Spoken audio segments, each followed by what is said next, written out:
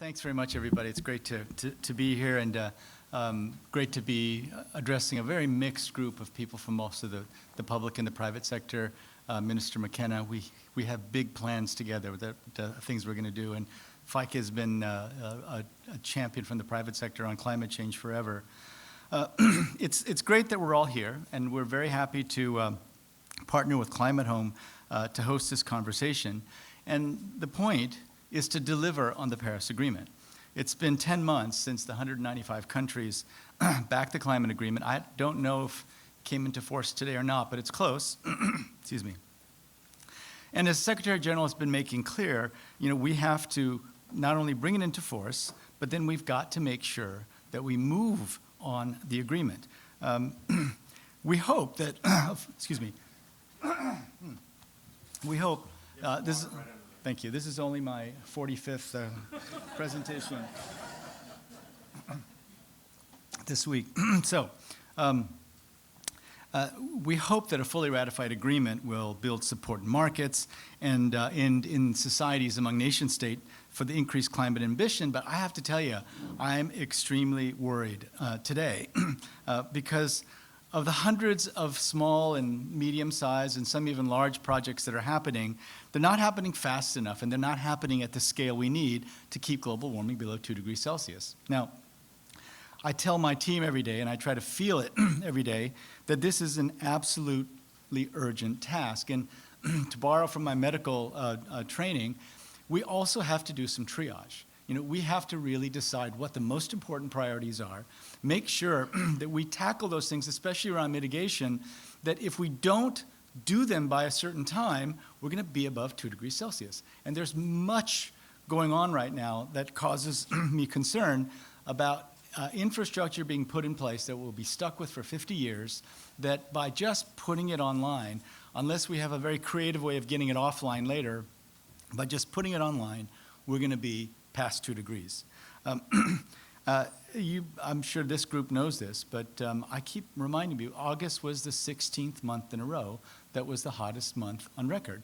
And I still see news shows. For example, here in the United States, in West Virginia, we had storms that were just horrendous. And every day I hear them say, this is just crazy. This is once in 1,000 years.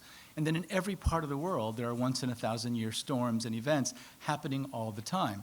Now, what are we going to need to do to actually get the agenda on track? Well, we're talking about countries that have already put on the table more than $1 trillion a year of spending over the next 15 years. That's what it would take. And just to close the energy gap in a sustainable way, developing countries would need to increase annual energy spending by $1.8 trillion by 2035. Now, I don't see this as insurmountable at all.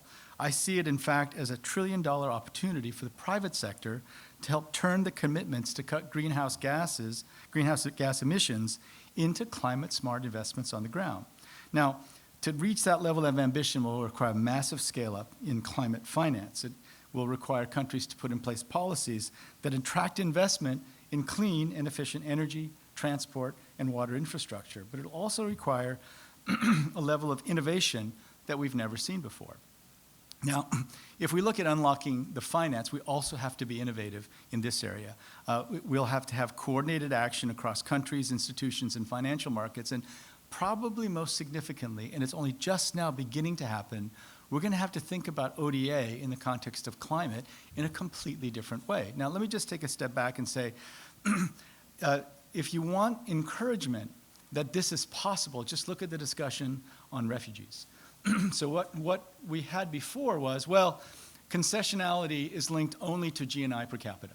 But then at the World Bank Group, we said, but wait a minute, Lebanon and Jordan, their debt to GDP ratios are skyrocketing, excuse me, and not only are they skyrocketing, but they're skyrocketing with high interest. The World Bank Group, that we were going to provide funds from IDA, which is our fund only for the poorest countries, to a high middle-income country, because we thought that when you're talking about refugees, you can't just follow GDP or GNI per capita, you've got to follow the refugees.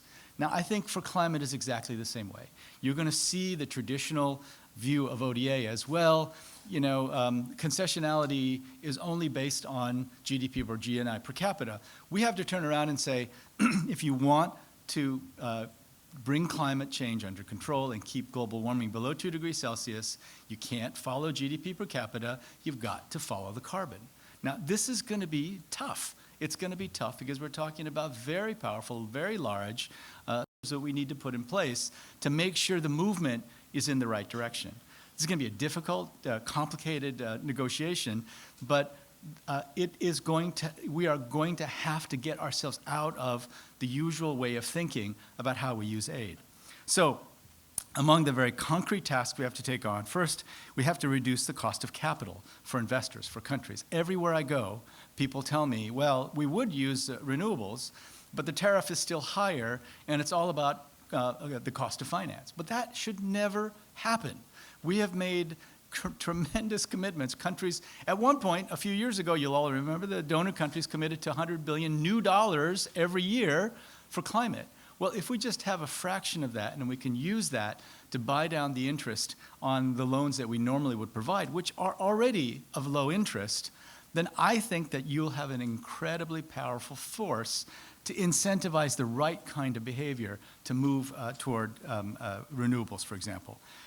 Now, countries have to do their part. They have to put in place stable policies, and they have to work with us to lower the risk. But we're doing it right now, and it's completely possible. Second, we really have to convince the non-traditional investors in developing countries, even sovereign wealth funds, pension funds, although they may not invest directly, they'll certainly be investing in funds that we could potentially draw in. But the only way to do that is to understand clearly their risk appetite, understand also how much they know about risk in some of these countries, and then do what we need to do to reduce the risk.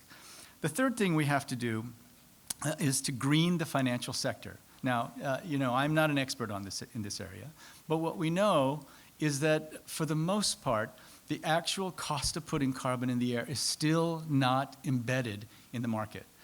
There's a lot of important and positive new things that have happened. I mean, we were involved in the early stages of putting together green bonds, but now as an asset class, it's growing and it holds a lot of promise. The green bond market is developed very rapidly and expected to reach a total volume of $80 to $100 billion by the end of this year.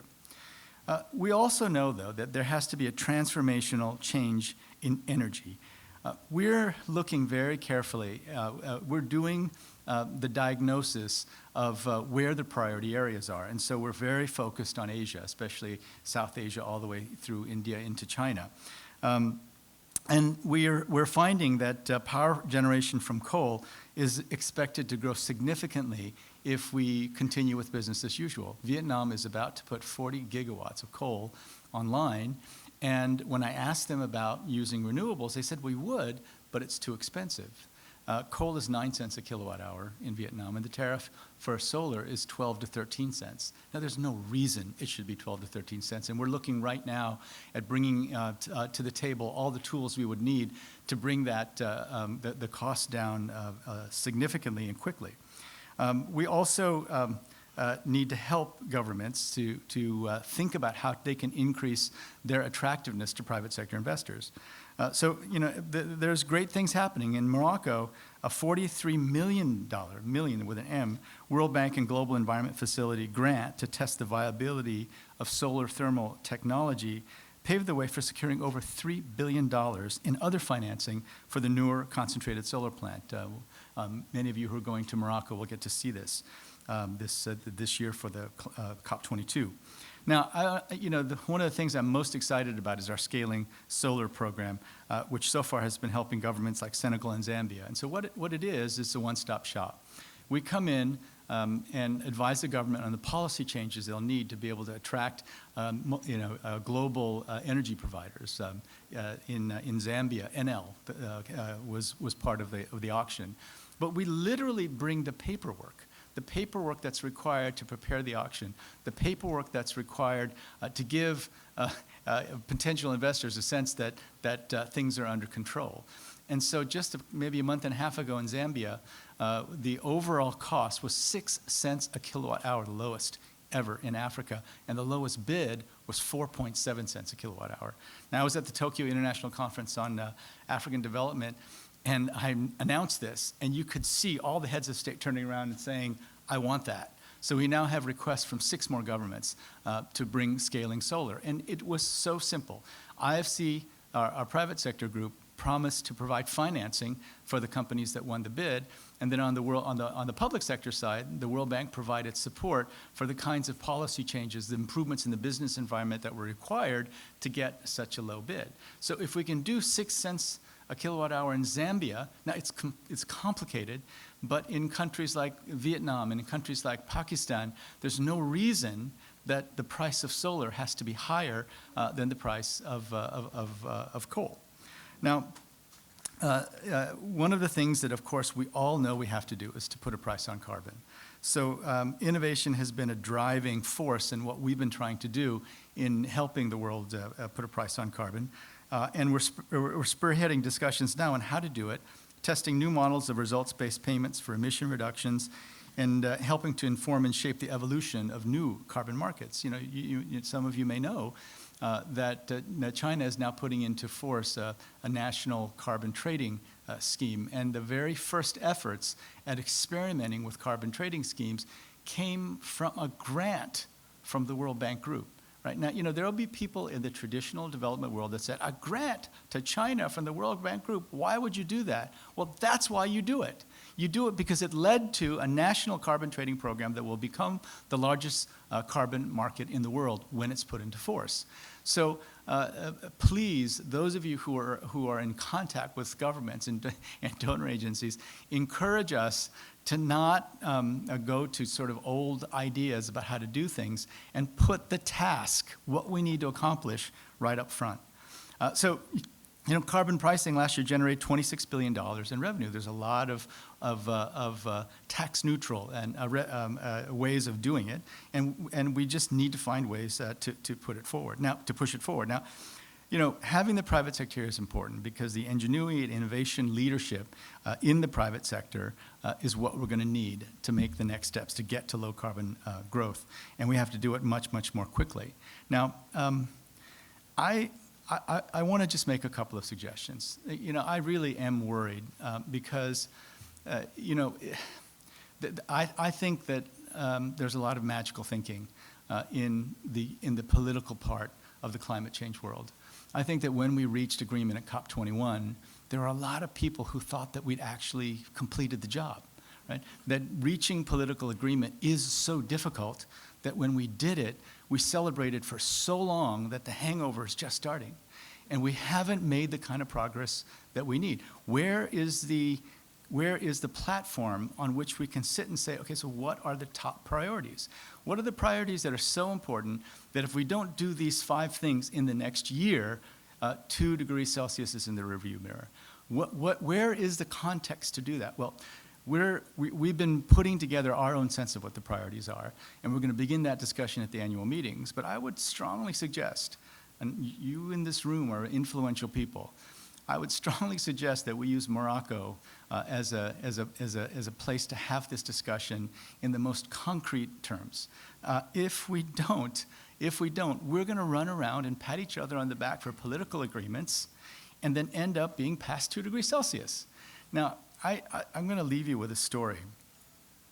It's a story that one of my mentors, Bill Foege. Bill Foege is a hero of mine because he was the man responsible for the only human malady eradication effort, successful effort in history, smallpox. Bill Foege is this very, very wise person who told this story to many of us years ago. His wife is a kindergarten teacher. And one year, she walked into her classroom for the first day, and to the 5-year-olds, I think, in the room, she said, okay, one thing now, if anyone needs to go to the bathroom, raise your hand. So one boy raised his hand quickly and said, but how does that help? I got to pee, right? So the question is, how does that help? So an agreement is helpful, but it's only helpful to a certain extent. Lots of interesting programs are helpful, but it's not going to get us below 2 degrees Celsius. So I don't know how we're going to do it. I don't know how that conversation is going to come together. But the public sector, the private sector, bilateral donors, multilateral players, environmental agencies, scientists, there's got to be a place to get together to do the triage and to make the commitment to save the patient, which is our planet. Now, this could be an incredible opportunity. This could be an opportunity to take potential disaster and turn it into one of the great win-win situations the history has ever seen. Economic growth driven by clean energy, poor people having access to energy, in some cases more quickly than usual, and having it be cleaner. One of the things I've told the political leaders I meet is that, one great thing about solar energy, especially since some of you, then a lot of the people who don't have it, access to it, are in the hinterlands, is you can put solar in place much more quickly than you can, say, coal-fired power, and that can actually help you politically. But we've got to find all the inducements that are necessary to move the world in the direction that we know it has to move. Now, I'm giving this talk to sort of remind myself, because, in 10 years, as my children get older, and they live in the absolute nightmare of a 2.5 degree or warmer world, they're going to say, what? We look back and there's just so many things you could have done. How on earth was it possible that Vietnam put 40 gigawatts of coal online because solar was too expensive in Vietnam when it was what Chile got a 2.9 cent bid just a little while ago? What were you thinking? How did that happen? How did you let that happen as president of the World Bank Group? That's what my children will ask. So we're here to work with you.